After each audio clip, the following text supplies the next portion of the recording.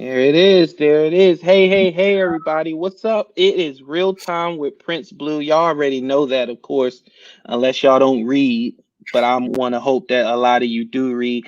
And of course, you always know we're powered by LastOut Media. Shout out to them. Shout out to everybody on the team.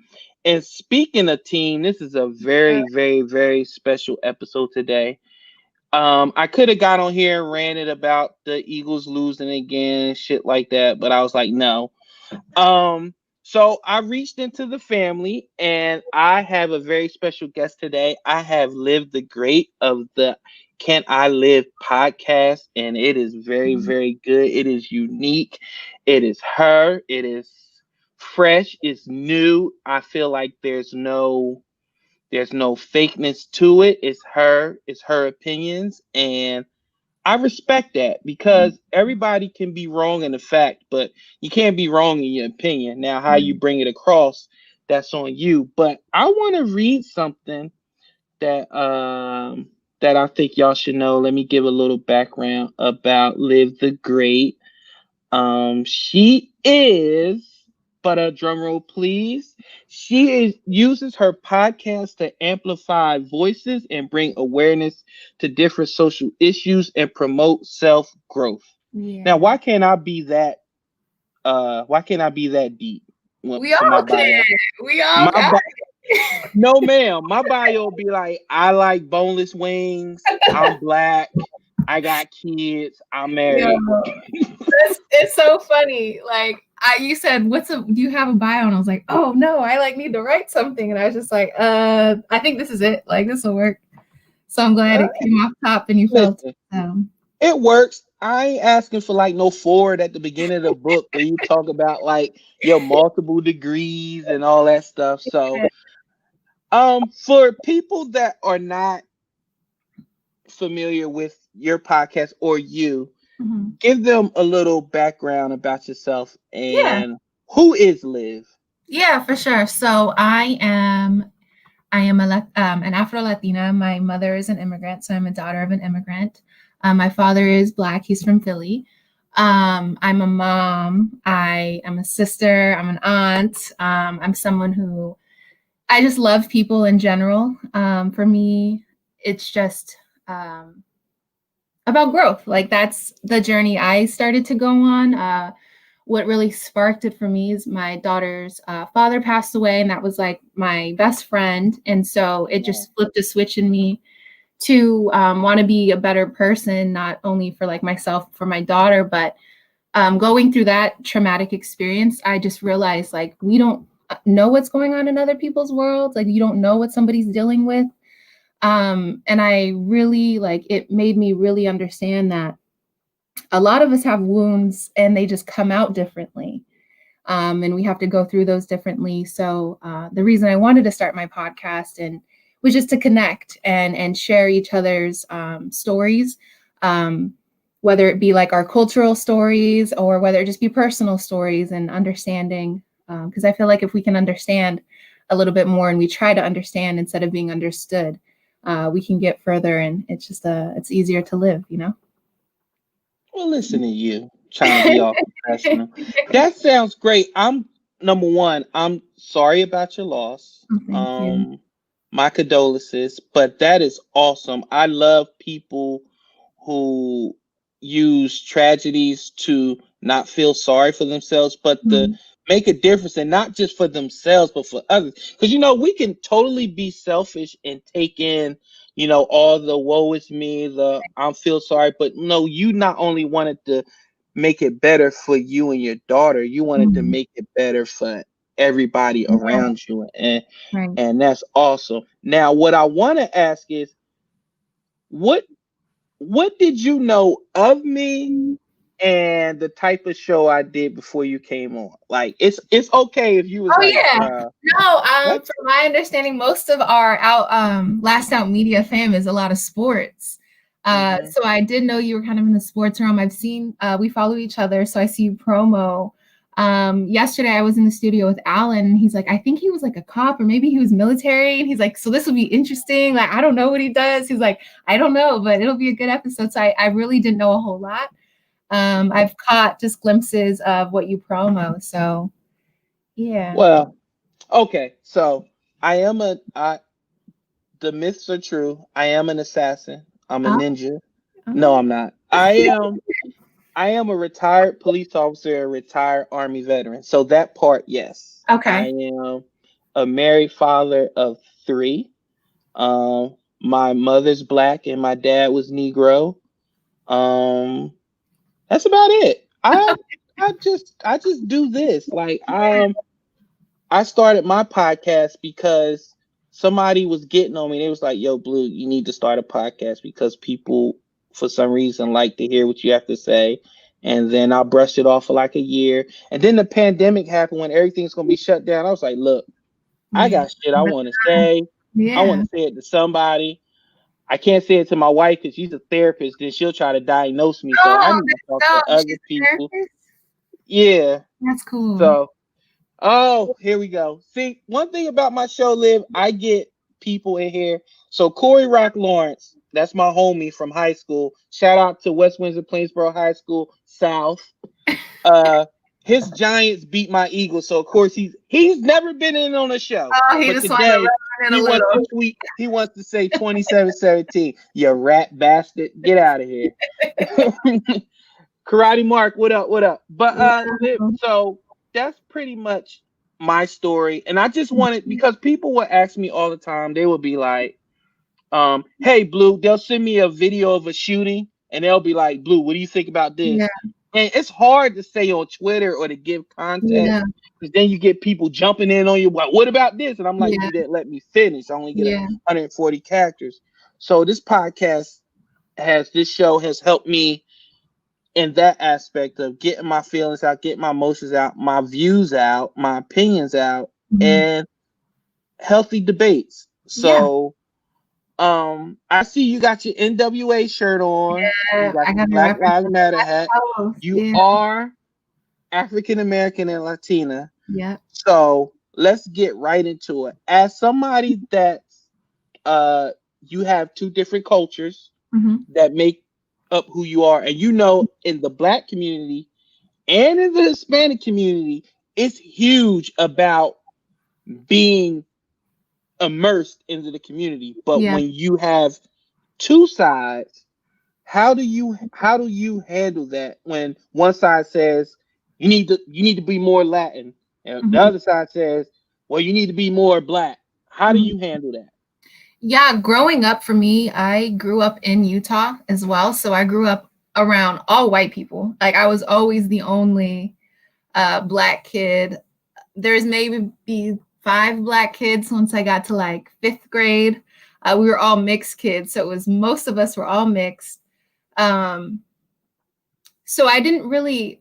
I felt more Mexican because I grew up with like my Hispanic and my Mexican family, so I was immersed more in that culture. But they are very Americanized.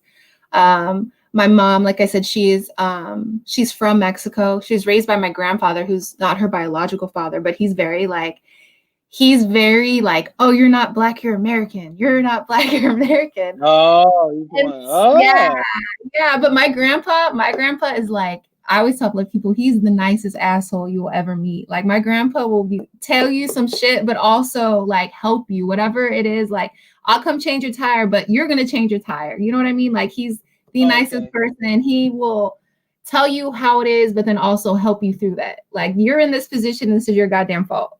But I'm gonna help you get out of it. But So I'm gonna help you. I'm gonna talk yeah, shit on you and make yeah, sure you never have to ask me again, which is exactly. quite brilliant because it's like I could change the tire for you, And get but when out. it happens the next time and I'm not here, what That's you how gonna do then? I did. My grandpa. And Yeah. right.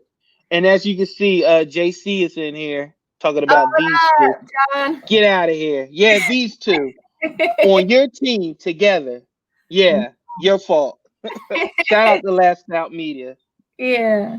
Um, but with that said, when you said, the two communities and, you got both sides coming at you both ways, I mean, I don't have to tell you or anybody else the type of climate we in, where it's been so divisive Right. and you're either or, but okay, we could speak to this. Like you have you have the black culture, the black community, you have the Hispanic community, and then you're a woman. Yeah. Transferred over to me, I'm black. I also was a police officer. So it's like I constantly have to balance one side against the other, Right. but I always have to be me and give my genuine opinion and don't worry about how people are going to react, because nothing worse than somebody that plays defense. Like, make a decision. You can't play the fence. Like, we don't Right. live in a place like that anymore. Like, now we have social media. People are going to cancel you. People will be like, you said this yesterday, now you're saying this. So the best thing to do is just say how you feel and stand in it. And so for me, I used to struggle with how just being forward, because I was like labeled aggressive.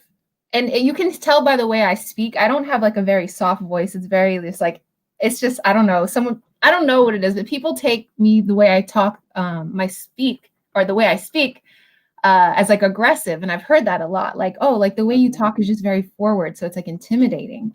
And I don't think it is. I think they're just expecting me, because I'm Black and Mexican, to sound a specific way or not be as confident when I speak. And it comes across as rude for some people. Who says it's aggressive? Is it men or women? I've had so many women, a lot will tell me my voice and the way I speak to them is aggressive. Often I've heard that. But I think it's just the inflection in the way I speak. I speak very loud. Maybe it comes across a little different because we're over computer, but I've had that a lot, that the way I speak is very aggressive. So when I would tell people my opinions, I have come to the thought now, it's how you deliver it. So maybe the way I was delivering it was like in a harsher way. And I know for me too, being in that, what am I, Black, am I Mexican? But I'm living with white Mormon people, and Mormons are in their own right. They were racist as well.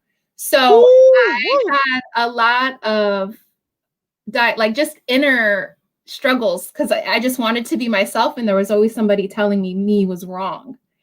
So now I've come to a space where it's just like, look, this is what I said. Either you're going to like it or you're not.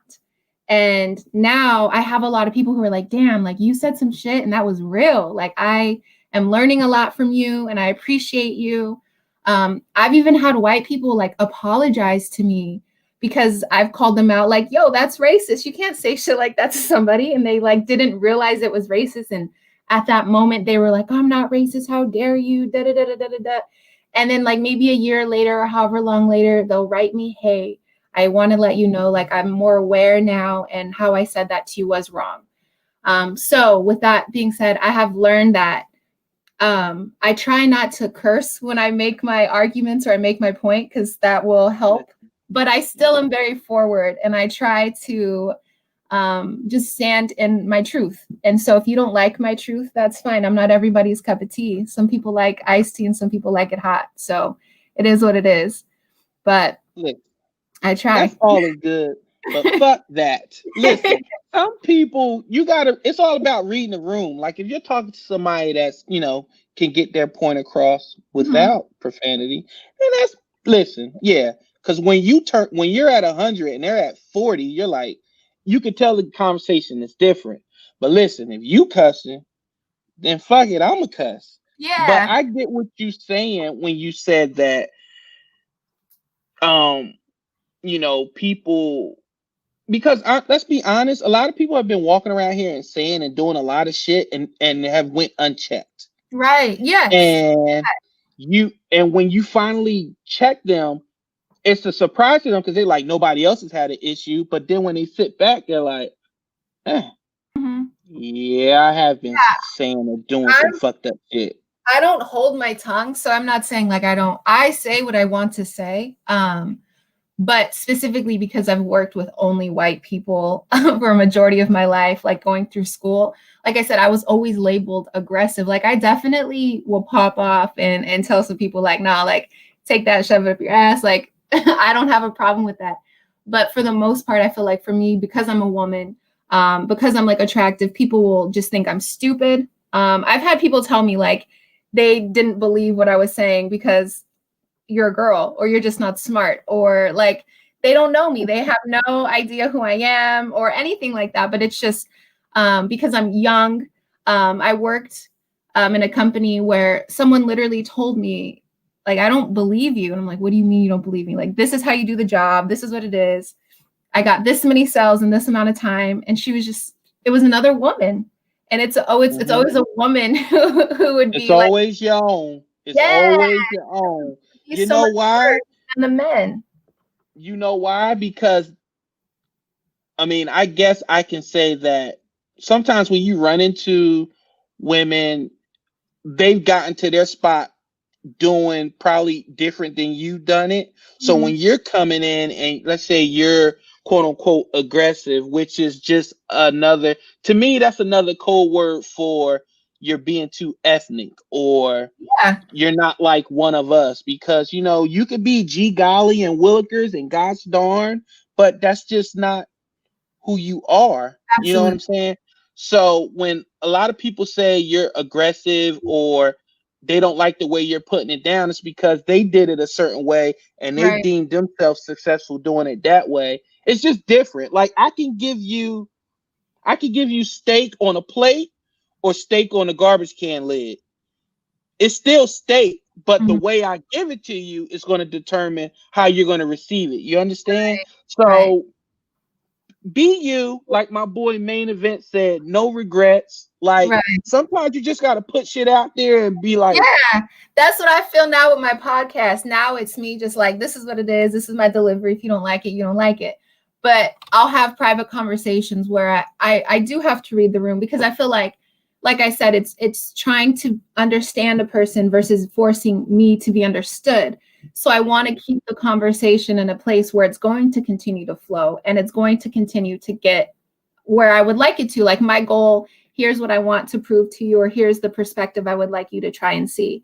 So for me, that's why it's important not to always like just go out guns blazing and kind of read that person and go into and tap into their personality, because it's also about the way you learn. Like people receive information differently and people can grasp information differently. So when you're able to communicate it in a way where they will digest it and be like, okay, cool, like I get it. That makes sense. Yeah.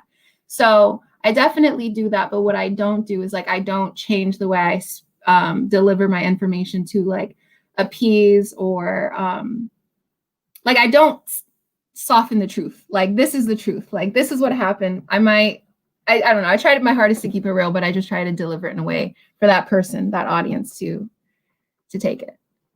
and I've found out since I've been on Twitter or social media that I kid you not, like a lot of people be like, I appreciate your candor in the way you get your message across, and I appreciate that. And sometimes I'm like, I can legit say, like, yo, white people, why don't y'all cook y'all damn food? That shit's disgusting.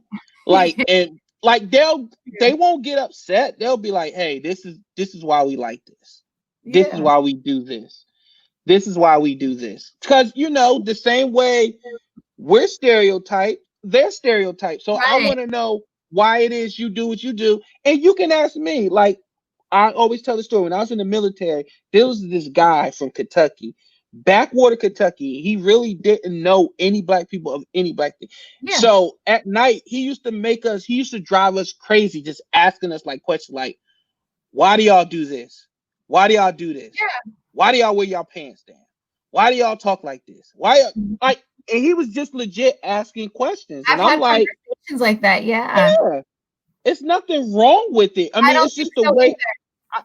No, I think if you don't know, if you don't ask, right? right. And so I joined this group on like Facebook in Utah. And I didn't like the person who was like the admin for the group because the way she would speak to white people when they would ask a question.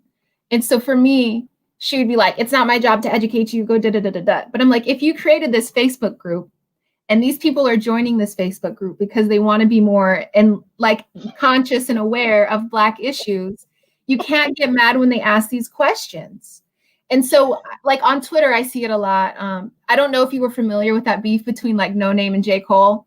And so essentially what happened is No Name called out J. Cole for not saying anything during the protest. And then he made a song and was like, people are talking about me thinking I'm like I am smarter than what I really am. Like, I don't read books. I don't know. He basically saying, I don't feel like I should have an opinion on this. Like, I don't know enough about it. He was at the protest. He's doing what he's supposed to do, whatever. She came out, was like, nigga, why don't you read books? Go read da da da da. Like, and it was just too much. It was just like, if someone's saying, I don't know, put me on, why not do it? What, you know what? We're our own worst enemy. 100%. Because we're like we'll be like, yo, like, just for instance, celebrities, we'll be like, let's say we'll be like, I'll just use myself. We'll be like, yo, Prince Blue, what have you done for the community? Well, you know, I was a police officer. You know, I work with Black inner city youth. You know, I try my best to change from within. That ain't enough. What do you want? What do you want? What are you doing? We're so focused on what other people are doing. It's like, what are you doing? And I think part of what you're supposed to be doing, if your goal is to have like a positive impact, it's about like bringing other people with you to want to join that journey with you. So to me, for a while, I felt like I don't have enough knowledge to like share and speak out. So I started reading Sada Shakur's autobiography, and she was talking about how she felt the same way, but she felt so compelled to fight for justice and for her people and commit her life to the struggle. But she was like, I don't know enough about this. Like, who am I to do this? But it was kind of like, we'll never know enough about it. Like, I do know enough to teach the little bit that I know to other people. And if that sparks something in their mind and they continue to learn, then that's change. And I did that with the little bit of knowledge that I knew. And I think that's what it is. Like, I've had similar questions from white people. This girl told me the first time she ever seen a Black person, she was 16 years old. She had never seen a Black person. She remembers the day she seen him. And then she pulled me aside and she goes, I don't want to offend you. I don't know if Black people want to be called Black or if they want to be called colored. It's like, what do I call you? Say both. And she said she was renting a house out, and the people who she rented the house to were Black. And she said that the woman told her to call Black people colored. I said, she didn't like you. She wanted you to get beat up. She wanted you to get slapped up. I said, don't call Black people colored, girl. Like, don't do it. Not say colored, them people. Yeah, those like you people. Oh my. So it was like, I explained to her, like, you know, the last time people were referred to as colored was when we were segregation, and like, we are not segregated. So that's a term. But I said, also, that's an okay question to ask, because truthfully, like, vernacular changes, like, words change. Like, now we call each other nigga more than anybody else. You know what I mean? So it's like, it's totally okay. That's a valid question.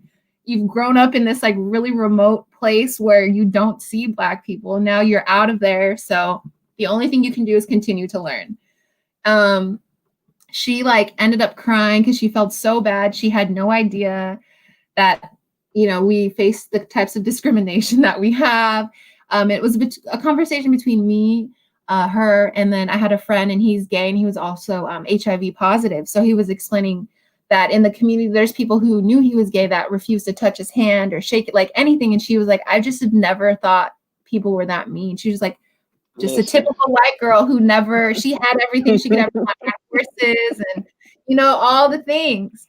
So she really was in a bubble. And for her to have to come out of that and be like, whoa, like, people are mean.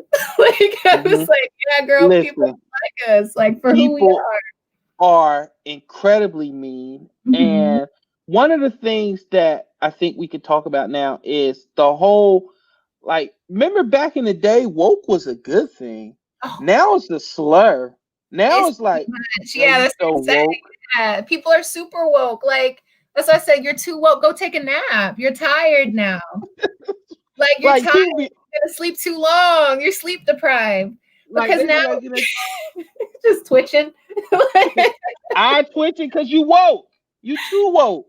Yeah. Like, close your eyes just a little bit. I promise you ain't gonna miss nothing. The mission's still the same, man. It ain't gonna change. Like, some people super and you know what's worse than a woke black person?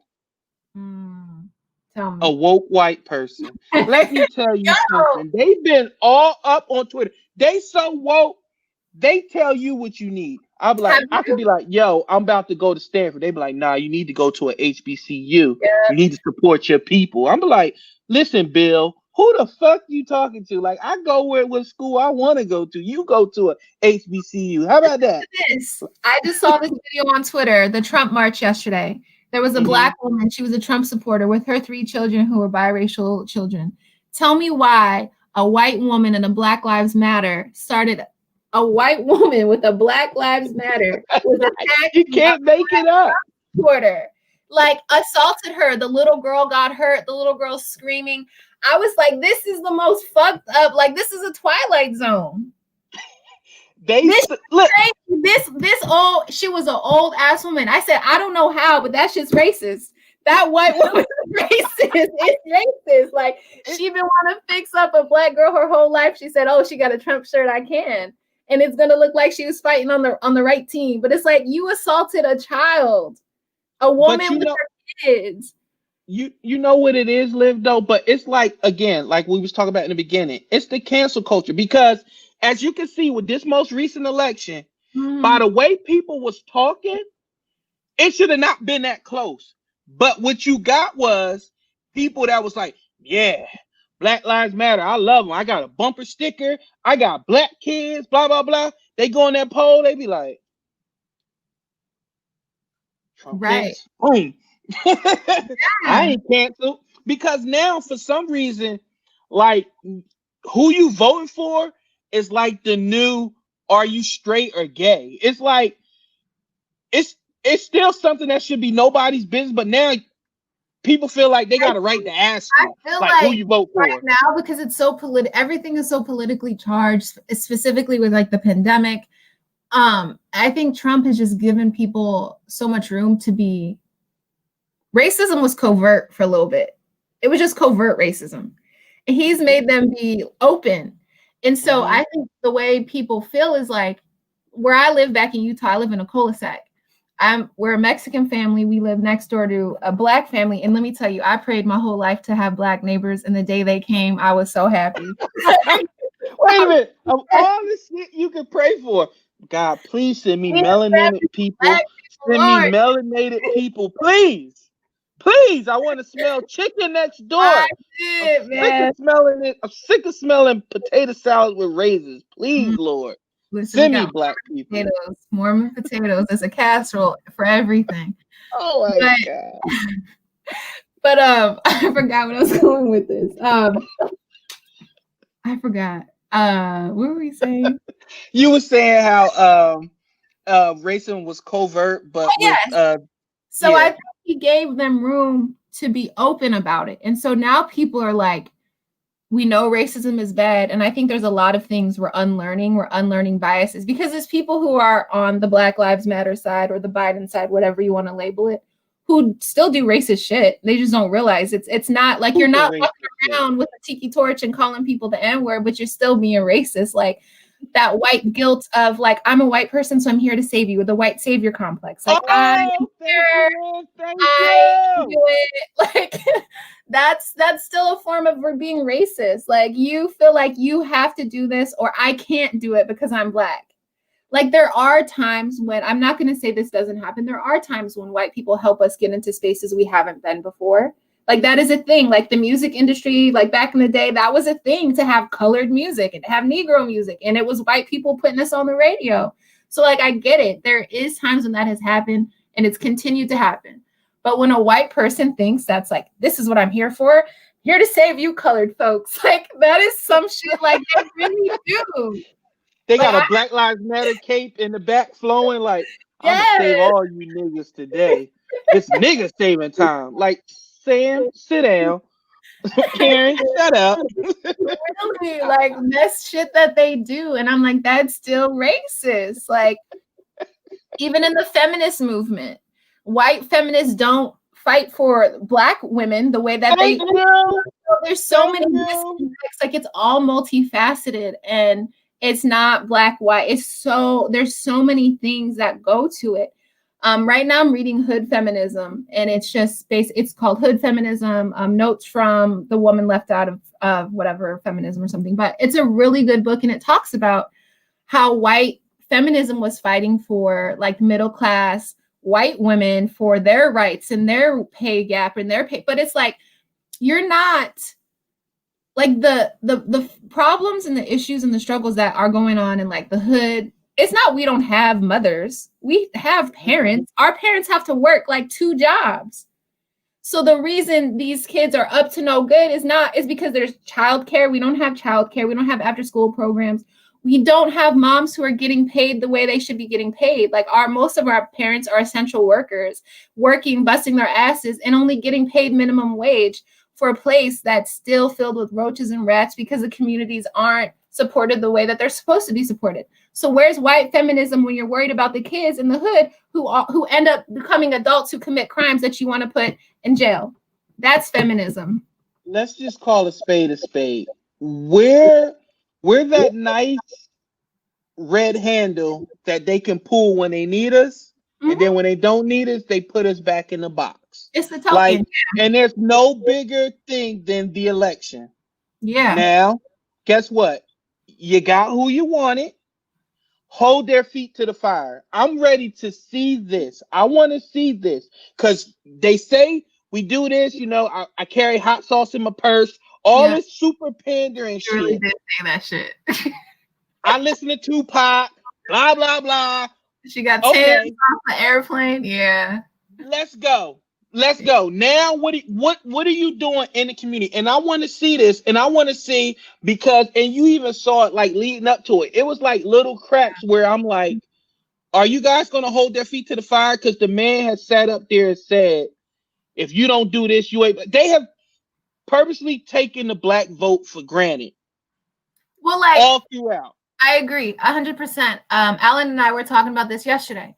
So in Florida, they tried to pass a bill to raise minimum wage to 15, but the Democrats didn't back it, and that's something they should have jumped all over. So it is like, I don't believe a 2-party system works because there's not only 2 kind of people. There's not it's an independent system to me. Everybody should vote for who you think is your. And I'm sorry to cut you off, by the way. You should vote for whoever best identifies with what you want to get going on. And newsflash, people, you don't have to broadcast who you like. Like, for some reason, we feel like we have to say who we like. No, it's your right. It's your business. Like, you don't have to. And then you want to get upset when people don't feel a certain way about you or don't like what you stand for. Listen, there's a reason why you keep it to yourself. There's a reason why there's nobody standing over your shoulder when you vote for who you want to vote for. Right. Yeah. For me personally, it's just this weird, like, nationalism and patriotism get really twisted in people's minds. They don't know the difference. Like, it's just a very weird thing. And I think it's a very, like, naturally as people, we have that tribal, we want to be like belong to what, our sports teams, we want to belong to something, which is just a natural thing we all do. But like, I understand when people are like, this is who I'm supporting and this is why I support it. Like, if you're going to spread awareness with it and you're using it to, like, because there's so many people who weren't voting. So it's like, there's so many people who were not voting, and the voter the loudest people live. Like, you've had, like, I'm going to bring them up. Steven Jackson. You talk all that shit about George Floyd, my brother. He was killed. We need to change. Then he does a video. I'm not voting. Yeah, for what? Here's the thing. Why is voting the one right where, like, I'll give it away. I don't even need it. I'm going to just give it away. So to me, it's like, we know historically, like, we have been lynched when we voted. We know, like, they have killed us. They have stopped us by any means necessary to keep us from the voting booth. And it still continues. Like, voter suppression is a very real thing. It's a very real thing. There's no reason in the world that there should be lines for hours at a time to vote. If your vote didn't matter, it wouldn't take it, they wouldn't try so hard to keep you from doing it. Like a Jordan release. Yeah, like for no How many reason. votes y'all got left? But What size? yeah, it's to me, it's like, but if you can go stand in line for a PS5, for some Jordans, for an iPhone, for whatever, but you better go stand in line to goddamn vote. Because it's something we have, like our brothers and sisters who get locked up who can't vote. So when people are like, if you don't vote, you don't get a complaint. I think that too, I don't like that, just because there are people who can't vote, but they're still paying taxes. They still are affected by the system. So I think like Florida and California are making the right moves by passing bills to give people back their rights to be able to vote. Like LeBron James and a few other celebrities paid a bunch of fines in Florida to help people vote. And I think all those things are important, because once you pay your time, you're supposed to be a civilian again. You're a citizen. So why should that not be part of it? How can you be part of this functioning world and you don't get a vote again? I think because, in all honesty, like nothing's, pun intended, nothing's black and white anymore. Because let's say you give a vote back to a predator, a child predator. Mm-hmm. And he wants to vote for some weird law that's going to help. Like, there's actually like a group, like, it's like, I forgot what the name of it. It's like something advocates for man-boy love, some shit like that, where they try to say that pedophilia is part of like the LGBTQ scale. You go. Do you want to give people like that votes? But we know most of those people who are in prison look like you and me. Yeah. Sure, so there's always going to be weirdos. Right. So there's always going to be weirdos, but we know a majority of the population who are in there. There's people who are in prison for first-time nonviolent drug offenses. There's women who are in prison because they were trafficked, and then they killed the person who was trafficking them, and then they're life. I heard of that happens often. So like the exploitation of women, and it's a class issue as well, because it's just people who are in jail who don't have money to get out. Mm-hmm. So I do think people need to have those their right to vote. It needs to be given back to them, because the people who are running the country now are going to continue to do these corrupt things. And these people are, even though you're in jail, you're still a person. If we're going to say Black Lives Matter, it doesn't matter whether you're in prison or not, you're a person. And I could think if you're going to say all lives matter, it doesn't matter if you're in jail or not either. All of these people's lives have value, and forgetting about people who are in prison and just considering them like to be thrown away is so awful to me. It is so awful. Like, I'm very like, I love Angela Davis. I'm sure you see her quote in the background here, but absolutely. Like, we have to imagine a world. Our ancestors didn't imagine a Black president. They had to imagine what it would be like to be free, and they'd never seen it. And you have to continue to imagine it to get there. So I think to imagine a world where prisons aren't just, you just put all the bad people in there. There's always bad people. And we know that the bad people sometimes are the people in the government. And so there's always going to be bad people. We need to just imagine a different type of society. And I could speak to that, because I done locked up a lot of good damn people who made some pretty fucked up decisions. Like, you're like listening, like I'm like driving them to jail, and you listen to them talking, you're like, dude, but why are you here then? You are super intelligent. Like, why are you here? It's circumstances, it's generational, it's like everything. So you make an excellent point with that. Let's start having some fun now, because I don't want to be too woke. Department were you? Oh, I worked for Charlotte Mecklenburg Police Department. Oh, okay. In North Carolina, yeah. Oh, and I was in the Army, yeah. So I was down here. Listen, I was down here chasing people. They used to call me the Black Juggernaut because I was so big.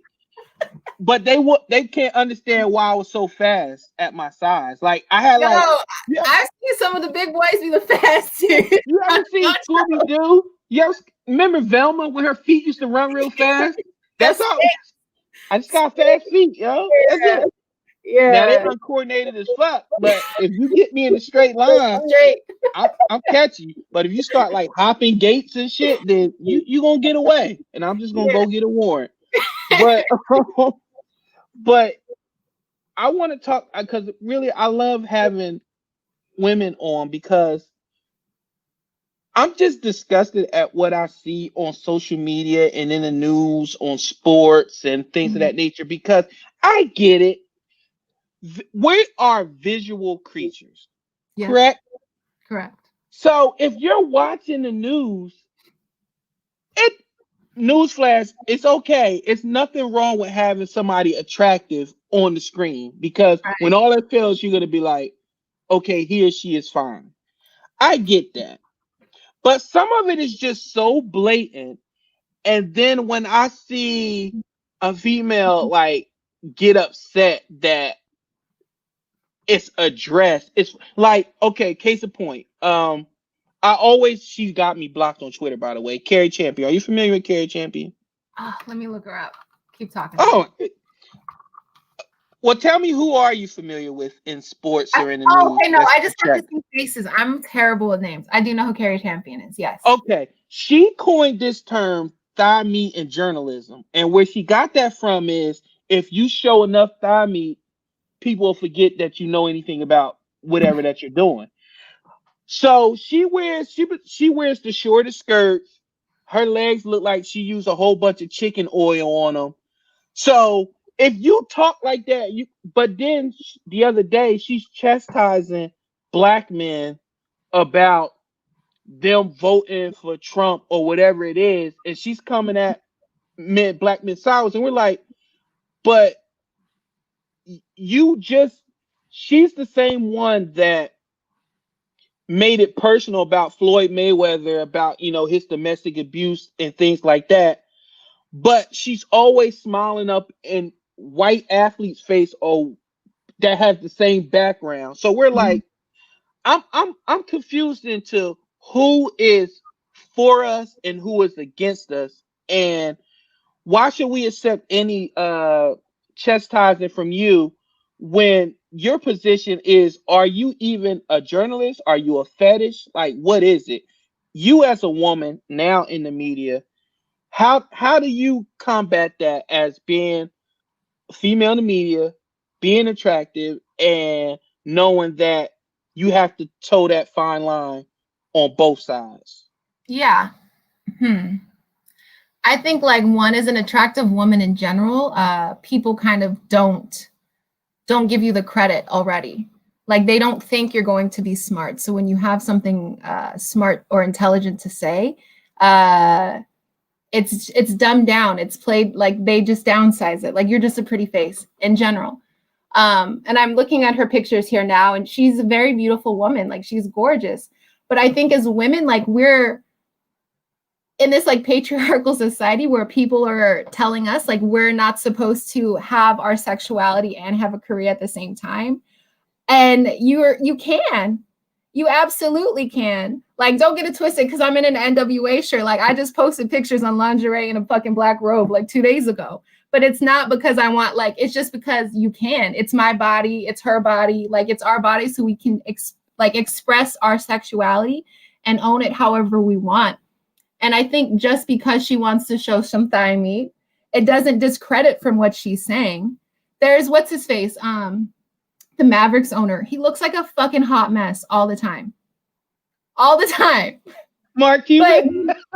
we know all the time. He looks like he's in sweatpants and it like, but we know he's like one of the best, like he's one of the most known owners in the NBA, and we know he means business. So to me, it's like, why can men look like shit and still be taken serious? But if a woman like loves her appearance or like stands in her sexuality and accepts it, I don't think it's I don't think it can only be one or the other. I think you can still own your sexuality, be a woman who likes it, showing herself or showing her body. It's not like she has like an OnlyFans or something, you know what I mean? Like, and even if she did, she could still say whatever she wanted to. Like, it's just it has to be, it's just a new, how do I say this? People just have to have a little bit more of a progressive thought and realize like we're in a different world. Like women aren't Listen, just women. We're not Liz, that. listen. I'm your boy. Listen, Sure, I I dig it. respect. I respect that. I really do respect that. Like, I want a woman to own a. You know, back in the day, it was like, you know, it was provocative. You know, going back to Josephine Baker. Like, people be talking about Madonna and shit. No, Yeah, no, no, no, no. That yeah. was Josephine Baker Josephine Baker up in France with her titties all out on stage. doing it, And wasn't she a doing it. spy? And she was a spy, wasn't she? Yes. And she And you had, did people be talking about like Lady Gaga? Let me tell you something. All your white entertainers, I'm not gonna say all, but I'm gonna say 99% of them. If you look back, somebody's done it before them. Before Gaga was doing all this stupid shit, it was Grace Jones yeah. killing it. You had Josephine Baker, you know what I'm saying? To then, you know, hip hop, you had The Conscious, you had Queen Latifah, MC Light, you had Ladies First Movement, all that stuff. And then you had Kim, Trina, Lil Kim is Foxy, my girl. Oh, owning the sexuality, doing yeah. what they do. Because before it was like, men, I do this to you, I do this to you. Then women started rapping like, I put this pussy on your lips. How does that Yeah. feel? We're like, whoa, whoa, whoa, whoa, whoa. Yeah. But you know, then it was like, then it went to the Badus of the world, back to like, you know, hey, you know, Lauryn Hills, you know, be a woman, you know, respect yourself, that thing, all that stuff. And then it slowly moved back. Now we back with Meg, Cardi, Saweetie, Sweetie, Oh, Swati. How you yeah. say her name? I think it's Sweetie. But I Whatever. yeah, I say Her, Nikki. Now it's back with that. But for some reason, there's serious blowback with this movement now with the Cardis and the, but for what? like, men was more tolerant with Little Kim and Foxy. I see now men are like, you know, Meg look like a man, you know, Cardi's, you know, annoying, blah blah. Why do you think it's such pushback on this movement of owning, of women owning their sexuality and being out front with it? Why do you think that? I just like kind of chop it up to now women are really in positions of power as well. Like we're really like having Kamala in the White House. We're shifting, like everything is shifting in our culture. And I think women really holding their power. I think it also plays into like that toxic masculinity, and women are supposed to still be in their place. And when women seem dominant to men, it's like men are thrown off by that. Men don't like it. Like people have told me, like I had to leave a relationship basically because he wanted me to downsize myself. Like it was just, Now, when you say downsize, what do you mean downsize? essentially was kind of like, he didn't want, I have to like say it without like putting too much business out, but basically it was just me not being able to come into all of my power. Like I have women who are my friends who are in the industry as well, YouTube bloggers and dating people who are also in the industry, who they have to like, their men that they're dating, they need constant validation because they're like, the men are concerned that their woman is like more successful than them. And that's what it was, is like, he didn't want a podcast or anything, but it was just like, oh, you're getting all this attention. Like, what the fuck is this? Like, oh, you want content for your, like, our arguments would be like, you want content for your podcast? And I think it's men have this thing where it's just like, women are supposed to play this thing where you're supposed to be meek and you're supposed to be like, you're supposed to be sweet and you're supposed to be appealing to my friends, because this is what he told me. When you go out there, you represent me. I was like, nigga, my name is Lassiter. We do not have the same last name. So I represent myself, but this is not like an uncommon thing. Like I look on Twitter and I will see men telling women like, how do you want to be a wife, but you're going to sit here and talk this and this and this? You want to tell me if you had sex with more than 10 men as a woman that you belong to the streets, but you can be a man and say, I have fucked 200, 300 women. I have fucked hundreds of women. And it's just supposed to be okay. He called me impure. And I was like, impure. gonna fucking put a scarlet letter on me and then burn me? Like, he's like, yeah, like, like, I mean, women are really forced to be in this position where it's like, cool, you can either be like smart and look like Daphne, like, you know what I mean? Like, you're supposed to be cute and quirky, or you can kind of be smart, but you're not supposed to be sexy and smart and own your, like, why can men talk about what a pussy is and what it does, but a woman can't? I'm gonna tell you why. You want me to tell you why? Yeah. Was that a facetious question? No, You want me to tell you why? I hope you have an answer. Listen. I don't want to. Women. Oh boy, this is a hard one. I done backed myself in the corner. Here we go. Listen, women. I don't mind. Like, Meg, do your thing. Nikki, do your thing. Liv, do your thing. Like, if you about that life, be about that life. But I think where the issue come in at is it's all about tradition and about what you see, what you grew up with. Now, for instance, if my mom was a stripper, which she wasn't, by the way, and I grew up around, like Richard Pryor, he grew up in a brothel. Yeah. So sex and putting cocaine on his dick and giving it to Pam Grier, that's normal to him. Like, the perverted shit that happened around him in Hollywood, that was normal. Now, yes, like, that's crazy. For the relationship that I was in, he grew up around a lot of crazy shit. And to him, it was like, women who do crazy shit don't deserve to be treated well. So it's like, what do you do? Sorry, I've cut you off. Continue. No, you're fine. No, because I got my boy Maine and Karate Mark. They're like, don't go there.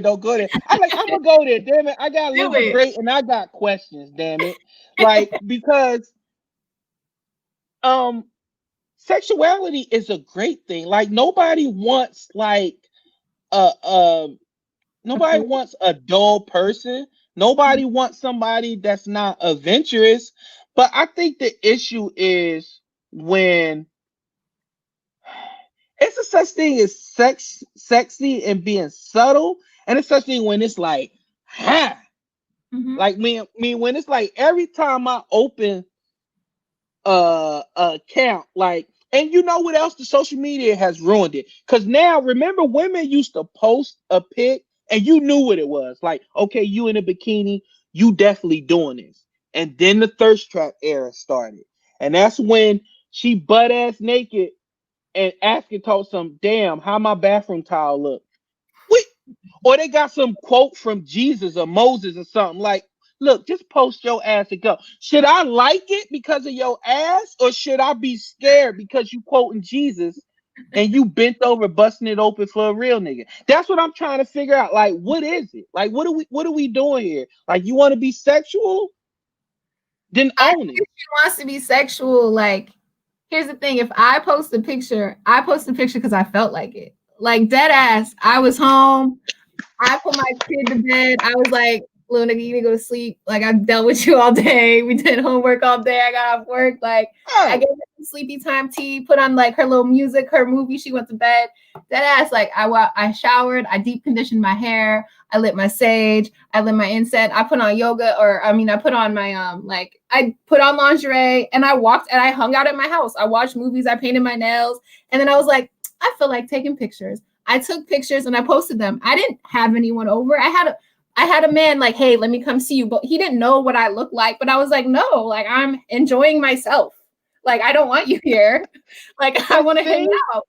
And so to me, it was like, it wasn't about me. Yeah. And so that's the thing. If a woman wants to post a picture, maybe she just wants to post a picture.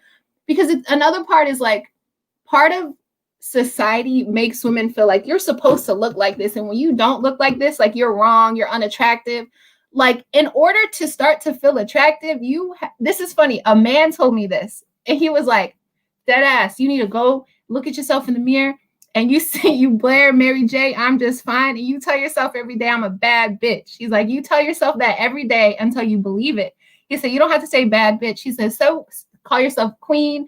Tell yourself you're beautiful. He's like, but fucking put on happy music and say that shit to yourself in the mirror every day until you start to believe it. And he's like, you're going to feel good about yourself. And it's so funny that was like a 22-year-old kid, and I was like, okay, whatever. But like I did, and like I started to write letters to myself, because when you don't feel good about yourself, Yeah. you know, like, so sometimes it is faking it till you make it. And for a woman, it's just about loving yourself, and it's not always a sexual thing. Like, I like my body. I think I'm an attractive woman. I know I'm an intelligent woman. And god damn it, I'm only going to be young for like another 100 years because I'm black, but I want to enjoy those 100 years of looking young. Oh shit. Okay, black don't crack. I feel you. And I get that. I listen, if anybody feel you, Prince Blue feel you. But Pics I are just real. People paid me $100 for a picture of my toes one time. Real and my shit. boy Main Event just said it. Again, Simp's going to Simp. There's a lot of guys online who want feet pics. $100 to have Listen, honey there's a on my lot of toes. people out there that want some weird shit. And Yeah. I get that part, but I just be wanting y'all to own it. Like, and I it's not.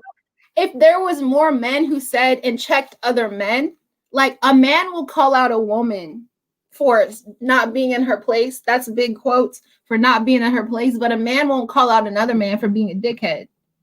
That's Because it's about respectability politics. It's that's about bad juju. respectability, you know? So it's just like, if you want women to own it, you need to tell your boys too, like, yo, own that you're an asshole and don't be an asshole. Or like, own that Oh, we do that, but this is the thing. Cause see, man, we got our own checks and balances. We don't want to. You don't want to be that simp. Do you know the definition of a simp? it's a man who says anything to please a woman. No, that's the Harvard definition. Do you want to know the real definition? Okay, well, A simp is suckers that idolize mediocre pussy. The simp that you said, that's the one where you got like the guy that, or you got the guy that be like, you be like, where he's at? It be like, oh, he met that girl, and he over there simping. That's because, he's like, he ain't had none in a while, so he like, oh yeah, yeah, he yeah. really want to be on it. Oh, then you got that simp that's like, you'll post a pic and you'll be like, girl, I want to drink your bath water. You look so Oh sexy. Like, that's that simp. Like, you're like, yeah. dude, like, what are you doing? Or if somebody says, so if you say something, then let's say another guy is an asshole to you, and then that guy's like, yo, dude, you need to chill, yo. Liv is intelligent, she's smart, she's done all this, and then we're like, yo, why you simping? Why you simping? Like, you But ain't got to do all that. why is that being So a sin? Why isn't that just defending me? Because I'm a good person. it's defending you, but this is defending you. If somebody's like, yo, Liv need to shut the fuck up, she don't know what she's talking about. This is not simping where I'll be like, yo, you need to respect Liv. Yo, she's been doing it for a long time. She actually does know what the fuck she's talking about. Yo, you need to chill. Why you being an asshole? Yeah. Now, this is simping. Yo, you need to stop. Yo, Liv is beautiful. She's attractive. Like, I hope to have a woman like her one day. That's when you start doing too much. Like, are you Yeah. defending her, or you like, no, don't white knight it. Like, just, boom, boom, boom, boom, boom, boom, bam. Like, Yeah. y'all have a definition. Y'all, the female simp is a pick me, right? Yeah. Pick me. Like, Yeah. if a woman's like, This is I my don't pick. know what y'all Yeah. mad about. Go The ahead. video I saw this morning, this woman was like, I don't know how you expect a man to be committed to you and only have sex with you and only fuck you, but you don't want him to do anything else. Are you going to be everything that your man wants? Are you going to cook and clean and suck his dick in the morning and give him Pick head at me. night and do it on lunch? And I was Pick just like, me. bitch, Pick no me. one does that. Like, you don't Pick have me. a life. Like, Yeah, she being extra. And most of the yeah. pick me's don't have nobody. That's why Or they being a pick me. yeah, and so that is a pick me. Yeah, I've seen those. Yeah. Exactly. So Yeah. that's why trust me, I defend women all day, every day. Like, yo, like, what are you doing? But you'll never see me simping. Number one, I'm a married man. I can't be simping. Like, Right. you got some married men that they be defending chicks on social media better than they defend their wife if something happened to their Right. wife. Because they already Like, got it. yeah, like, dude, like, and trust me, listen. I know because people be sending me the screenshot. They be like, so and so, look, Blue, like so and so in my DMs asking me how I'm doing, if I would like to go out on a date and blah blah. And I'll be like, I'm telling y'all gotta stop. Like social media, let me tell you something. Social media is not, it's not a place to think you could do something and not get caught. Oh yeah, there's receipts for everything. Like there's no way things stay in the dark anymore. Someone's gonna have a screenshot or a receipt. Somebody's gonna have This something. you culture, the this you culture. Like Jamel Hill talked all that shit about Trump and black men and black women need to unite, and her mother voted Trump. Oh yeah, I forgot about that. Yeah. Did she This talk you? about her mom? Did she talk about her mom? Everybody brings it up. She be like, "Yes, my mother voted Trump," but she made an excuse for it. Yeah. And that's what I'm saying. That's why I'm saying you listen. That's why you listen. Do you Right. like? Don't you can't point fingers at people and tell people what they need to do if you're not taking care of your own. Like it's just that simple. And I think we get into trouble where we build this persona aura about ourselves that we can't live up to.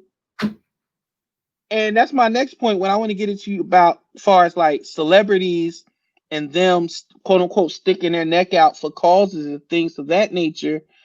um how big are you on that, and is that something that you give an eye roll to, or is it something you be like, I do my research, you be like, okay, I respect it? What do you mean, like celebrities like deciding to? Yeah, like get behind a certain candidate or get behind a certain cause. I think it is important. It's always been part of like history. Like Harry Belafonte, like people have always been like activists. There's always been celebrities to do that. But I think the difference is you should look at their character a little bit. Like when everybody was like, what's his name? The one that the little Spanish rapper that supported Trump and Trump had on his.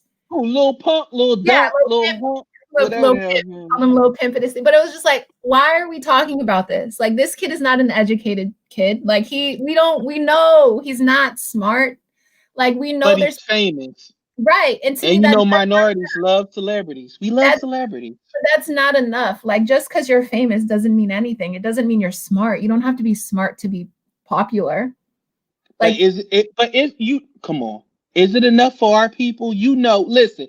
How many times have we said something about somebody, and the first thing underneath the person was they got money though? What? yeah, but Okay. it's just like there's so many different ways of there's so many not different ways, but there's so many other people that we should be looking to I guess as like role models or for guidance. Like if we're looking for people who um to like lead the Black community or like the woke community, we have like people who are doing this who dedicated their life to it. Why are we looking to Ice Cube, who literally said a few months ago, I started reading a few months ago, like you read just a few months ago, but we have Angela Davis who's dedicated her life, who got herself, she was a political prisoner and political, like she broke down why we should vote for Biden versus Trump. Like she, to me, is like way more credible. And we only had media coverage about that maybe for 2 days, maybe 2 days. But we talked about Ice Cube for weeks, like forever. Listen, And and so I love we're not talking about Angela Davis. Angela Davis, but she ain't get shot at by Big Worm. That see what I'm saying? See what I'm saying? We see Ice Cube, we see Smokey, we see Yeah, Doughboy. we can't. We have to start to point out to people it's not just this like this platform of celebrity who know, like it's not like we have to flip it where it's like we have Black leaders and we don't have a lot, unfortunately, but we do have them.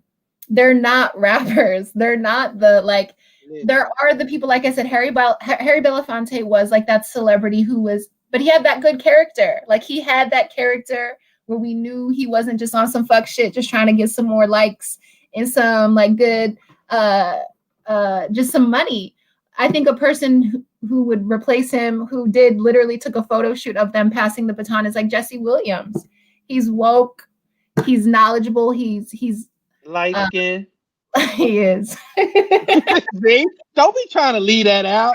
Light skinned people. Here they go. There's so many other options versus just not these like rappers and these like B-list celebrities, you know? Listen, my man Main Event says sometimes you have to work with people you don't like. Cube tried it. Black people call them a sellout. That's another thing we always do. We're quick to tell people who's not black enough. Oh Who's yeah, all my life I've sellout? been black about. Look Who's how I talk. right? Like Like the way I speak. coon this, coon that, blah blah blah. It's like, but like you said, like black artists had white people had to let them play on the radio. Does that mean they're a sellout because they were on the radio? No. Sometimes you have to I didn't think there was make. anything wrong with him having that conversation. Like I didn't, Mhm. but I think he didn't do enough work to really understand I Biden's. got you. I got you. Biden, Have the substance underneath it. I got yeah, you. he didn't have that. Like Trump's platinum plan or whatever was like 8 pages. And Biden's was like 48 pages and had like way more detail. And not only But that, you, how many go ahead, Liz. promises has he delivered on? I get that, Liz, but you should know of all people. Just because you got the most words, like we remember typing a paper and it had to be like 1,000 words. Yeah. 600 of the words meant something, but when you get tired, you start Double spacing. Yeah. using big words. Like you're like, how Yeah. many times? You know how you get black people. You know how you get it. Like when we signing for a car or anything, you saying we get in this car, they like sign here, sign here, sign here. Right. You We sign not that. really going through all that. But we do know like who's paying for that wall. It's not Mexico.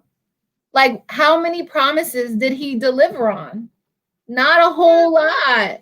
So it's But like, you know what I think that I think what society and like anything else, when you're used to a certain thing and then you get tired of it and then you want change and then you get that change, you're like, whoa, whoa, whoa, whoa. Okay, no. This is a little, this is a little too much. Now we want to go back to the old guard, even though the old guard yeah. still ain't produced shit. So Yeah. that's why, I feel like it's this whole process has just made people just look really, really bad. Like when you got to choose between the lesser of the two evils, quote unquote, it just it because remember back in the day, you could say who you voted for. It wasn't really that much of a argument or disowning your family, so that. But now you say you go either or. I'll never talk to you again, motherfucker. But I owe you $1,000. Keep it, you punk bitch. And you're like, is that mad? You don't want your Yeah, money? but I think it sometimes it is that serious because this is what I was going to say about living in between my two neighbors. Mm-hmm.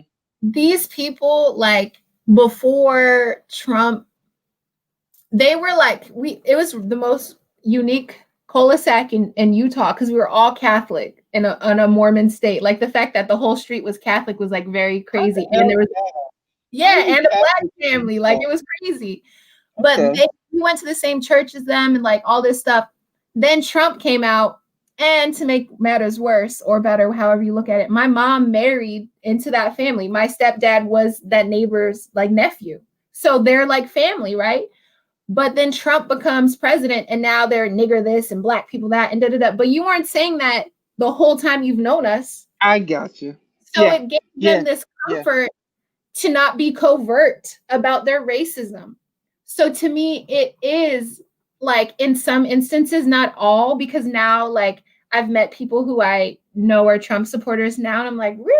Like, and you would have never knew. Yeah, and I'm like, what the fuck? Like, you're poor. Like, he did nothing to help you, right? Right. But again, it's like, it's like, I don't know, it's just the whole thing about voting is you vote for what's best for you first. That's how it's always been. People be trying to say, I'm gonna do what's best for mankind. Shut the fuck up. But Shut up. Some of these people do that. Mm-hmm. I don't think that they vote what's best for them because these poor white people will vote against their best interest like nothing. Mm-hmm.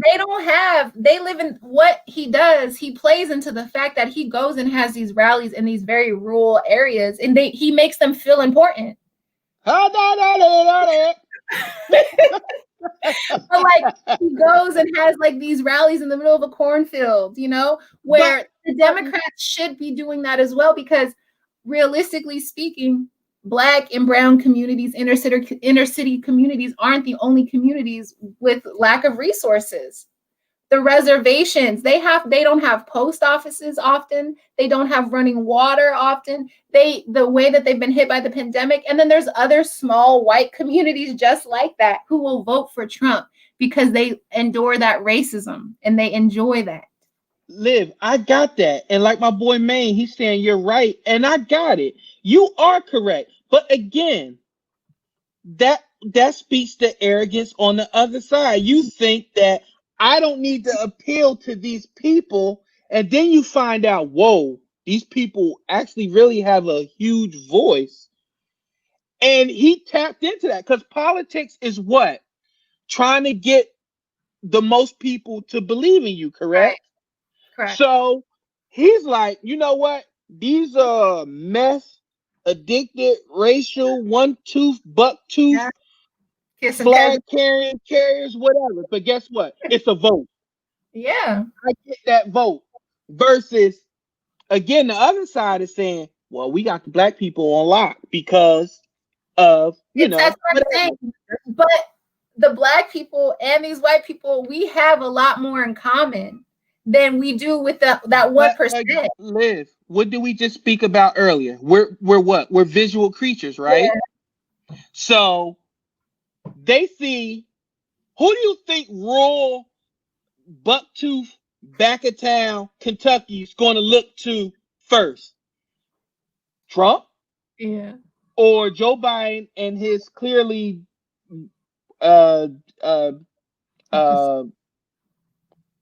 what I want to say? Black vice president. Oh yeah. Who you think? Yeah. Right. Again, who looks like us? That guy and that guy. Okay, we're buying what he's selling, but this other guy over here, he's worried about all them dark people. I don't want him, but this guy here is shaking my hand, kissing my baby. Yeah. Right.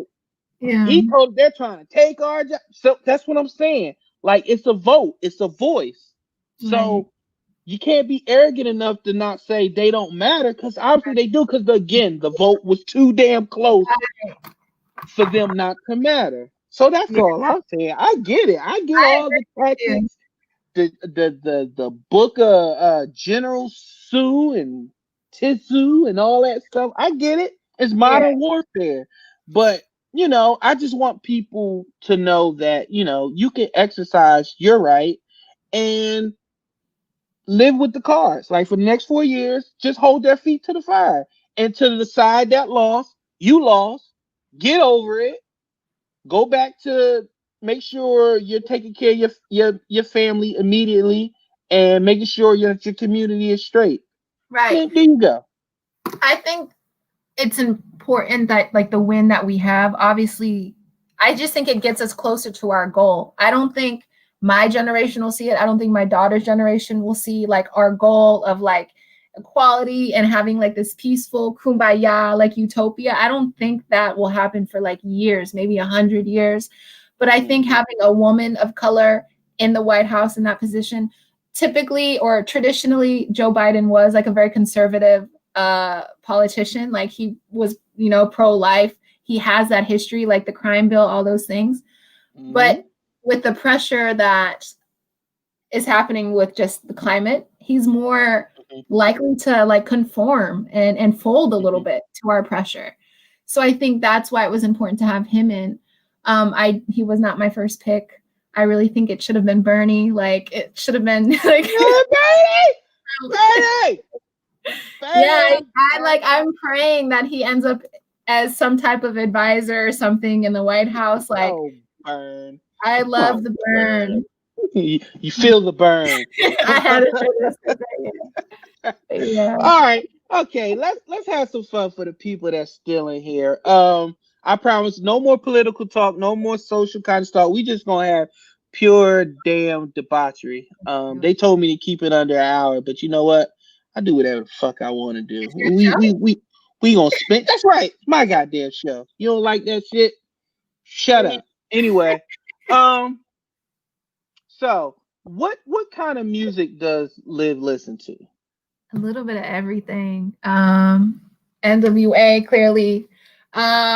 Me and my daughter were getting down to Prince downstairs just right now before bedtime. Raspberry Beret's our jam. That's our That's your cut. favorite Prince song? That's mine and my daughter's. That's like our go-to little dance before bedtime.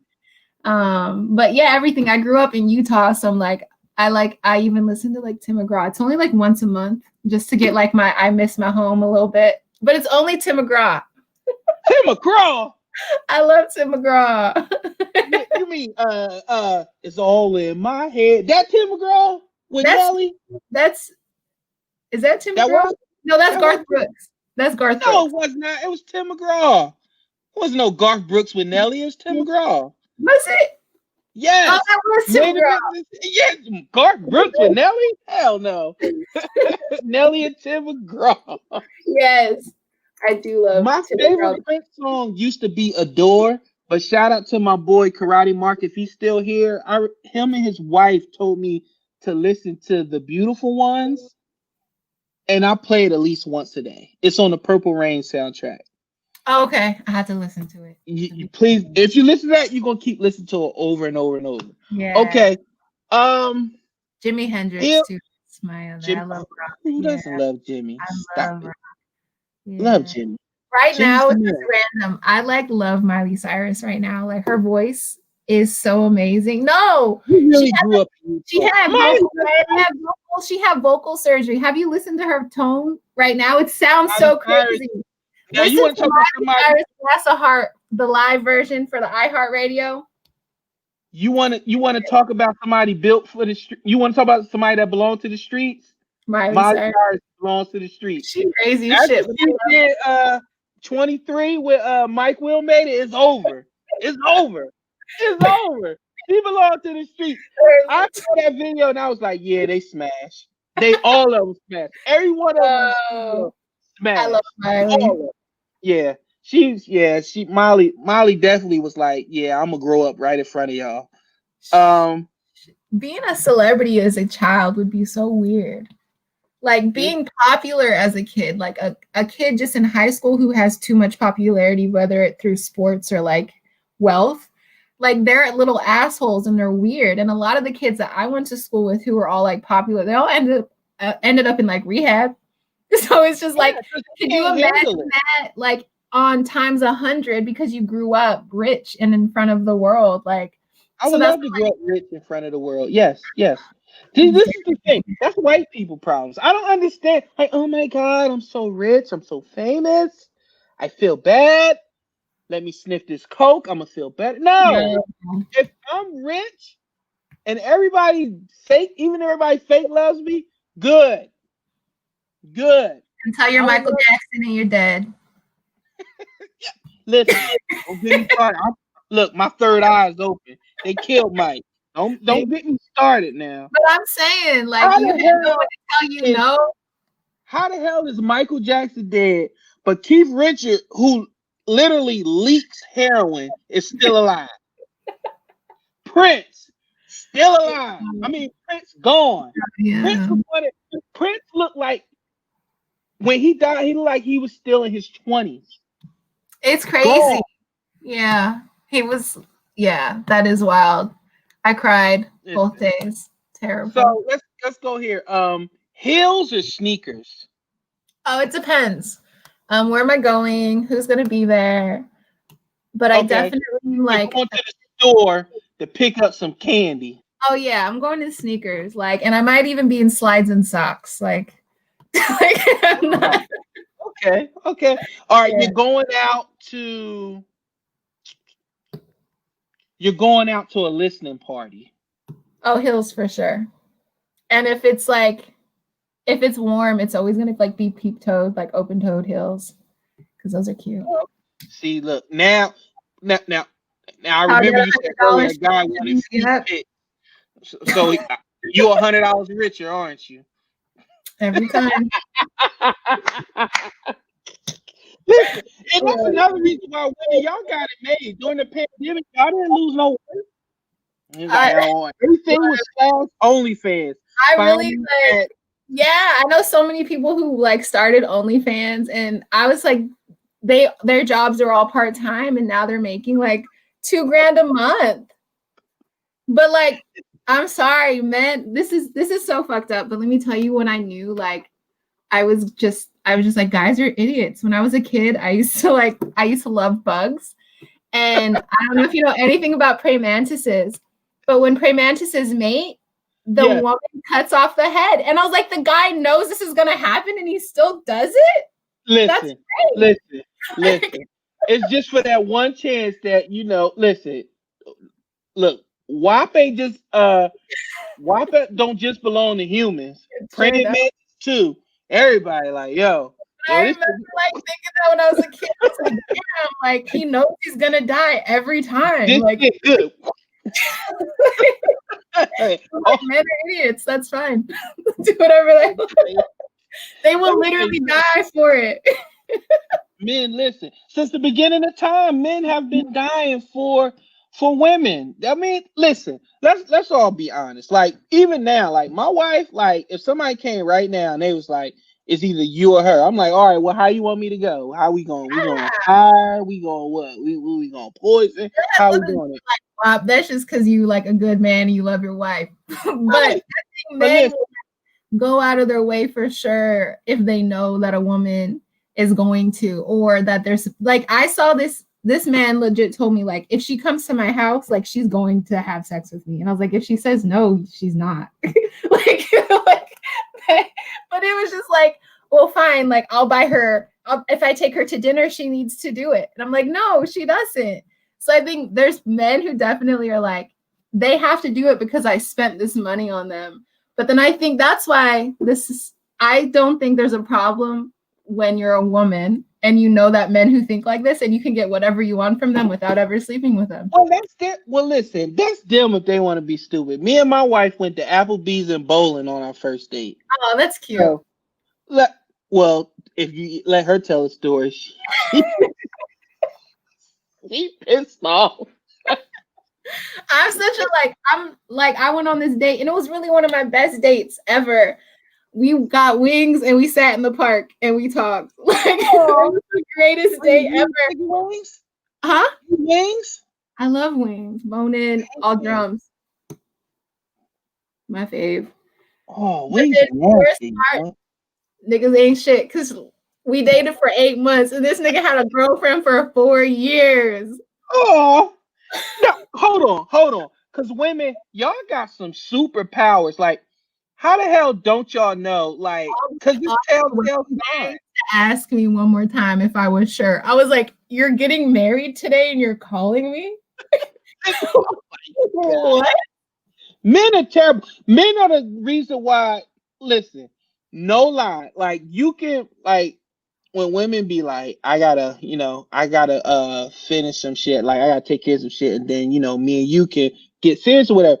Men are the king of well, can we do it one more time? Like, no, no. Now I see why male praying mantis be getting their head chopped off. Can we just do it one more time? Always an X. It was an X every time. The X. What are we doing? Okay. Does Liv play video games? No, I don't. Okay. What does Liv do for fun? What is her hobbies?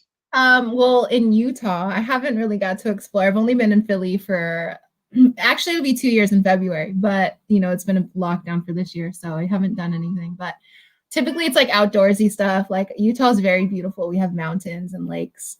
So it's like lots of hiking. But when it's like just me hanging out with my friends, it's my daughter just going to the park. I like to read. It's just I'm not like super adventurous or anything. I just do normal things. Bullshit. You just made $100 with a feet pic. I did. I had a sugar daddy once, and I never had to sleep with him. No. Wait, he was white. You know he was. Yes. I knew it. I knew it. White sugar daddies are the only people that's like, This man, I have no shame about this. I was so proud of myself. I literally like never had to sleep with him, never had to kiss him, never had to hold his hand. Nothing. He just wanted like a pretty person to talk to. I would see him once a week, Tuesday for 4 hours. We'd go to jazz games. I'd like hang out with his 5-year-old kid, and he'd pay me $1,200 a month. And he gave me care credit. He's like, in case your daughter ever gets sick and you need to take her to the doctor, here's my care credit card. Like, so I had like no problem with it. The reason I had to like stop talking to him is because he wanted me to like introduce my daughter to his son so they could like go on play dates. And I was like, no. no. I was like, yeah, no, that's too much. They always they gotta do too much. They do too much. They do too much. So, but that's like, if you can do that as a woman, I think you should. I don't think there's anything wrong with that at all.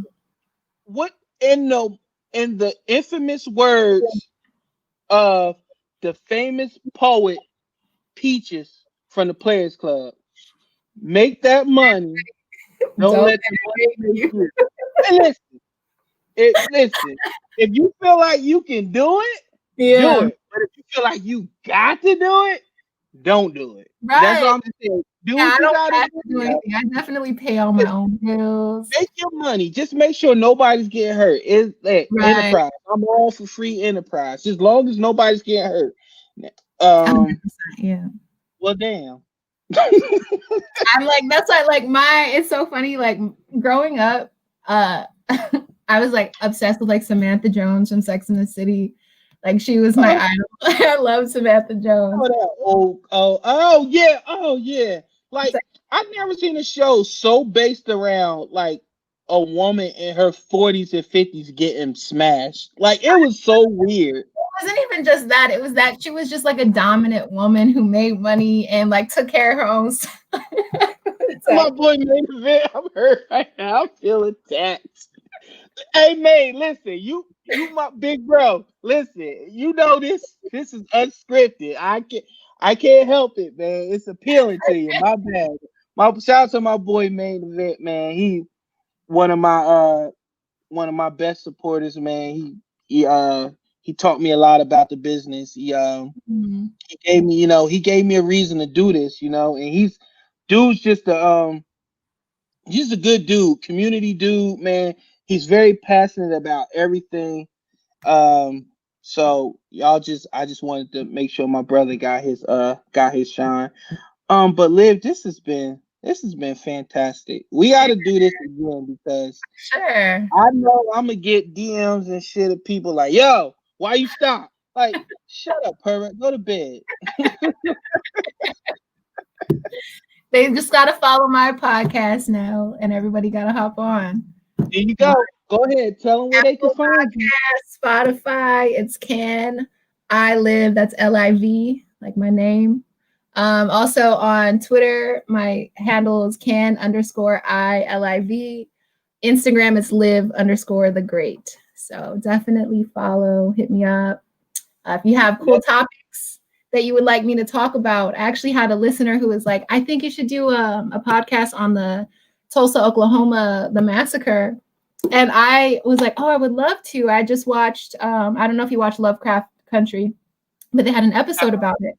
And literally the next day, a tweet came across my timeline from a person who was on the committee for the mass graves committee, digging up the bodies of the victims of Tulsa. She was on my one of my podcasts, so it was really great. And she's actually going to be in the documentary LeBron James is producing. So look at you. Yeah. So it was dope. Oh, so famous. I'm glad I got you on before your prices went up. Look at you, all famous. Yeah, I'm good. But that's what's up, man. Like I said, you're doing great things, and we definitely got to do this again. I've had fun. Like I said, I'm changing some things around, so the format's going to be really different. I want you to look out for that as well. Thank you so much for coming on. This has been fun. Tell them your prices for your feet pics. Well, it depends. You want socks on, socks off. DM me, we can go into detail. So, so people like toe jam between the toes. They want pink polish, they want red polish. Yo, it's some sick fucking people. There's some crazy shit. Yo, I'm sorry, I'm not sending my panties to people No, in the mail. Don't ask. true story. I got now since this is stories from the dark. I got one. I once arrested somebody, right? I once arrested a prostitute. Well, we gonna run over. Fuck all this. Look, I'm calling the audible because we jamming now. My wife on here too. I once arrested a prostitute, right?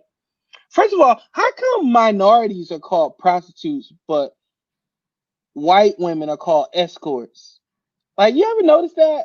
Like, they Well, try their best to be like, or yeah. black people, hookers, prostitutes, white women, escorts. Desirable women for hire. Like, what? No. Let's Like, call it what it is. But anyway, I'm getting sidetracked. I once arrested a prostitute. She told me she had this rich guy who would like come to the hood, pick her up, take her to a hotel, and he would pay her $2,000 for her to step on his balls with heels or clogs. no, white Wall Street guys are White the weirdest. guys, yes. White Wall Street guys. So like, I don't know if it's like this weird obsession with like power and being like emasculated and humiliated, but definitely like weird. I dated this guy who's like a politician, and he would tell me like, oh, these guys, like, we would go to these parties and he's like, yeah, they like want to wear diapers and be spanked and shit. And I was like, what? And he would tell me about it. Like, and he, like, the reason him and I kind of stopped, he wanted to go to like nudist camps and shit. And I was like, we're only gonna see old white people. Like back in the day, for people don't know, it was a show called Real Sex. It would come on HBO. It was legit. Like, every other episode was white people I was like 13. around a campfire, and they all be having orgasms without touching each other. Anyway, we've been coming here for 10 years straight and help our marriage. I'm like, if another man thinks he's gonna even look at my wife like he got some lustful thoughts, his ass, Ray Charles ain't gonna have nothing on him. Like, let's just go see what it's like. I was like, I know what it's like. It's musky and white. Like, I don't need to be there. I don't need to go.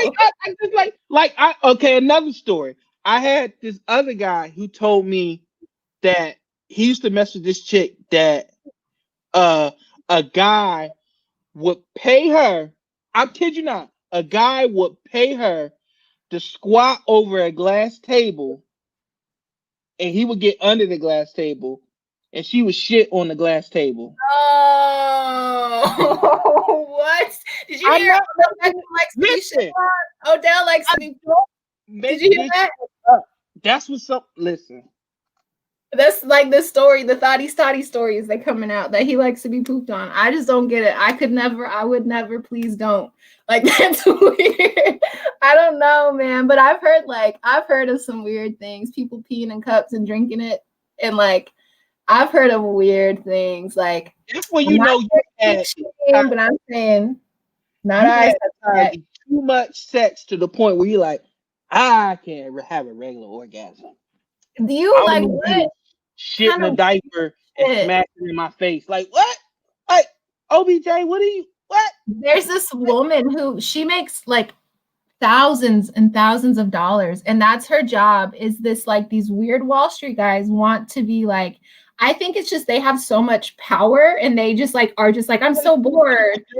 Yeah. So he's like, here's all of my information. I want you to blackmail me. Like, blackmail me. And so he's like, he's like, but don't tell me when you're going to do it. Just surprise me. Maybe wait a month. Like, it's the waiting that gets me. And he was just paying her money. And she goes, there was like a solid like 2 months where he was just paying me, waiting me for like surprise blackmail.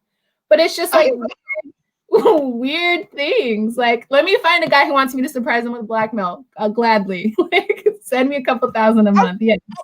Hey, man, I'm telling you, like like Liv said, it's all about power. That's like when people be like, on a more serious note, when people be like, I don't understand how he would want to even, like when they was like OBJ, why would he mess with her? She ugly. It's not about looks. It's not. It's about power. It's about. I I had her understand people like our getting beautiful her man in. smashing roadkill just because, like, yeah. It's not a. It's about power. It's about making somebody do something they don't want to do. That's Yeah. all. Or your influence gets them to do something. So like, I hate when people just automatically assume like, well, she ain't attractive, so she lying.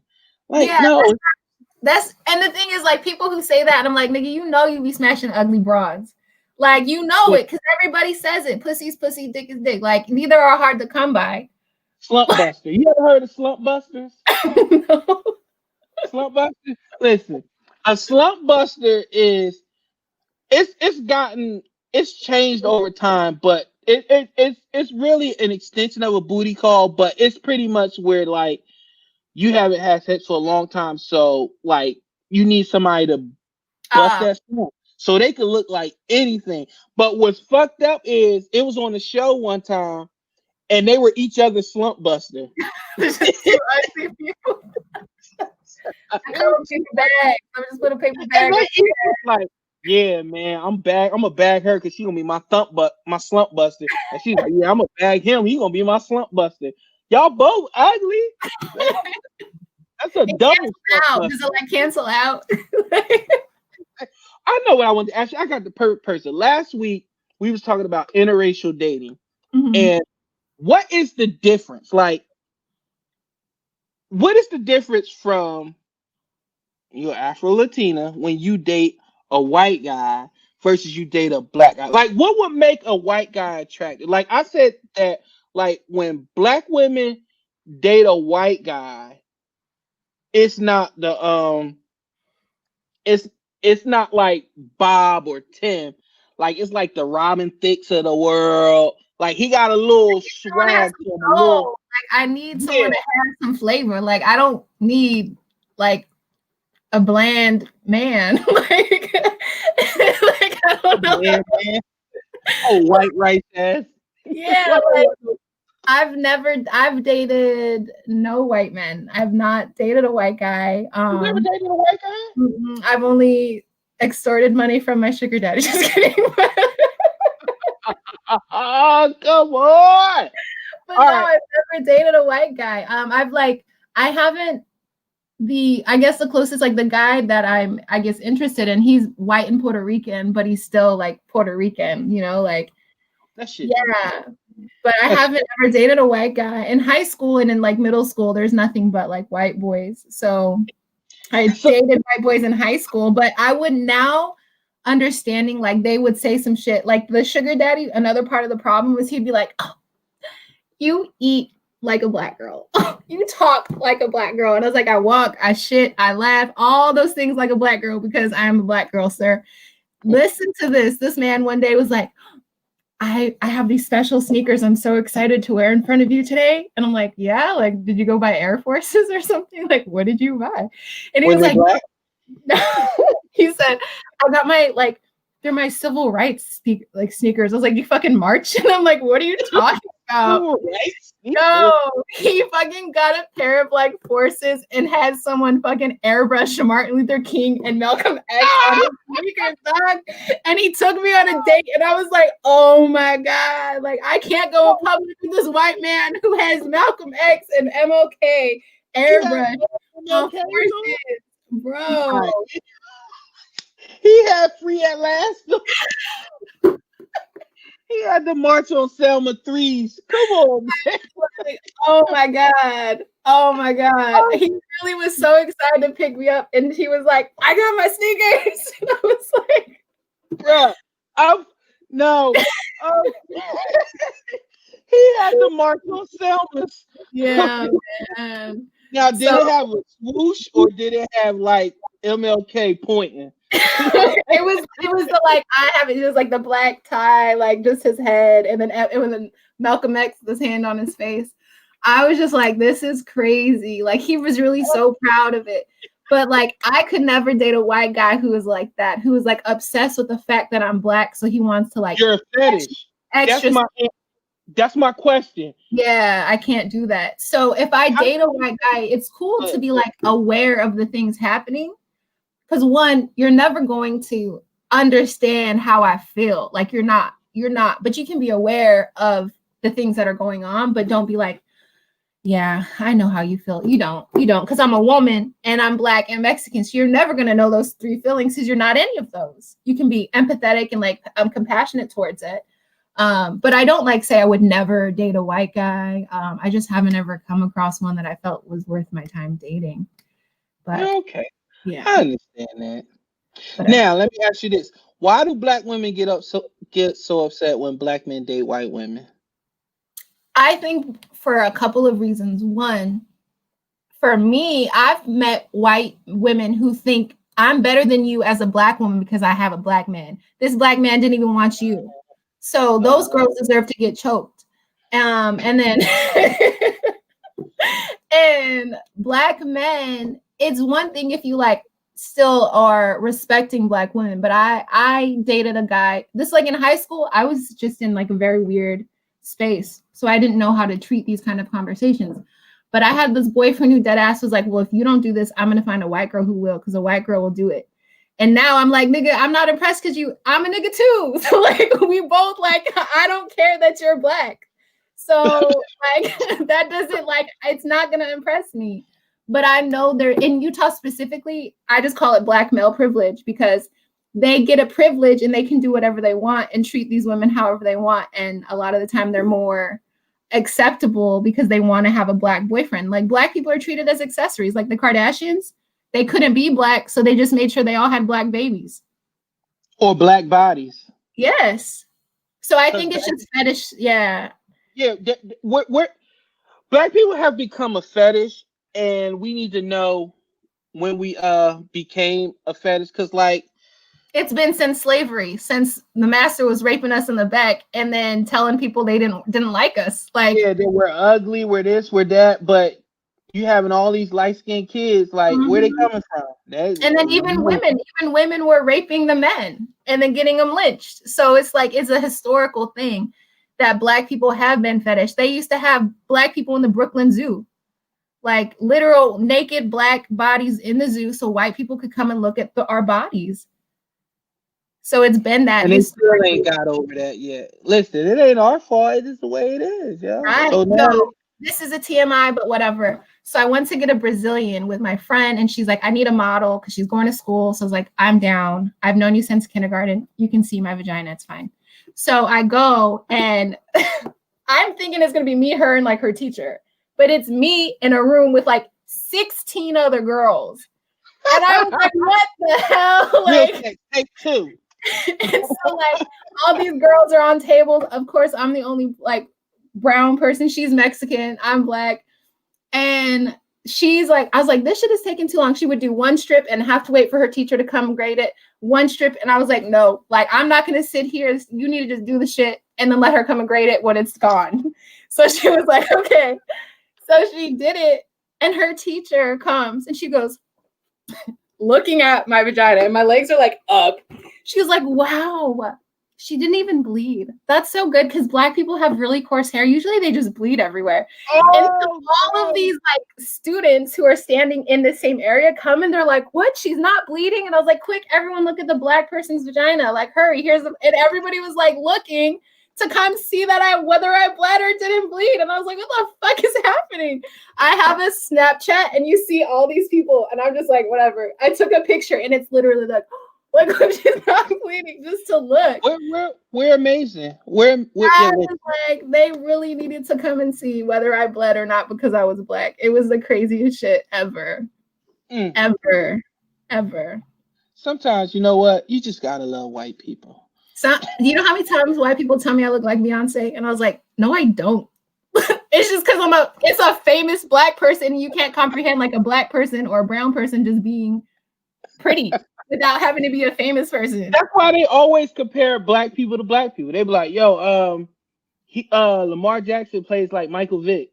Like, why do you never say Lamar Jackson plays like Brett Favre or some shit like Yeah, that? like It's they always black they people, have black to make it people. make sense because a black person can't just be great on their own. Like you Right. have to have a connection to something. Like, oh, you do this because so and so did it. I'm like, no, I do it because I just wanted to. Like I enjoy whatever it is. Like it's crazy to me. Like, oh, you like, they'll be like, yeah, I listen to the Roots, and they'll be like, the Roots, they play like rock and roll music, yeah. Oh, you mean like Aerosmith? No, like the Roots, like they Yeah. play like the Roots. Like, no, it's not. Like They they can't always. because it makes sense. Like it has to connect to a dot somehow to them. Like and they're just culture. I always call them culturally clueless Caucasians. You can be a CCC or you can be a KKK, and I would prefer you be a CCC than a KKK. Like, man, like, and the ones that just like last week I got into. Are you familiar with the Popeyes commercial with the dude that's singing when he come through the door? Have you No. not seen that one? Look that one up when you done. Like, he's like singing, and I'm like, dude, like, why the fuck are you singing about chicken? Like, you setting us back, yo. Like, don't do that.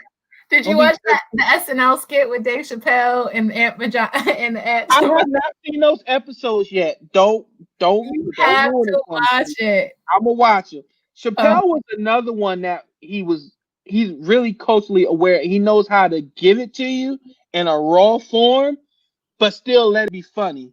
you know Yeah, what right, was Clinton. He'd be like, "Ooh, baby, I got Popeye." Like, why do you sing it? Like, stop. Like, see no, my damn I picture. haven't seen it. If you Me see and it, my you gonna immediately want to punch the screen. Like, I he's like singing. Like, he just came in the house with chicken, and he's so excited. He's singing.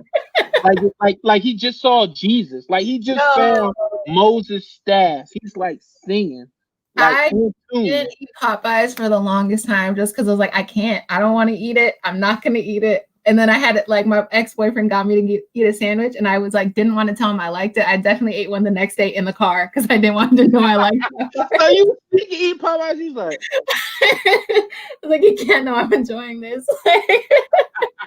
just don't get an orange soda with it. You'll be okay. It's Oh okay. It's racist once you start adding like sides, like corn on the cob, yeah.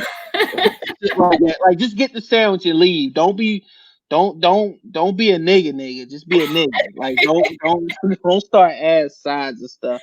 Yeah. But oh man, but we should just go ahead and cut it off here because I don't even know how much of it they're gonna play on the stream because I think I only get like an hour and a half or whatever. Oh, But okay. whatever. Yeah. So, Well, but that's it's gonna the good. whole thing, the whole podcast is gonna be available. So if you guys missed this show, you can hear the stream on LastOutMediaNetwork.com or you can hear it on Facebook, Periscope, YouTube. You could download my podcast. Just ask Alexa or ask Siri to play Real Time Principle. They'll play it. And of course, if you want to hear Live the Great, you will do what? You will check me out on Apple Podcasts or Spotify. I'm also on Amazon as well. You can ask Siri or Alexa. You will follow me on Instagram, which is live_the great, and Twitter, which is can_I live. So yes. Yes. And stay the fuck out of my DMs. I'm not Chuck Woolery. I don't fix people up. If you want to know what Liv's about, you get with Liv. Don't be asking me. I ain't setting nobody up. And then they'll be like, "Yo, why you set me up with that motherfucker? He wanted me to shoot mustard in his eye right out the shower. That's what turned him on." No, we're not doing that. So y'all go to hell. Anyway, love y'all. It Thank is y'all. so good. This has Thank been you. so Thank great. you. I appreciate this so much. We're out. All right. Y'all be safe and enjoy. I gotta work on the closing. I don't know how to leave people. Bye. Peace. Oh my god.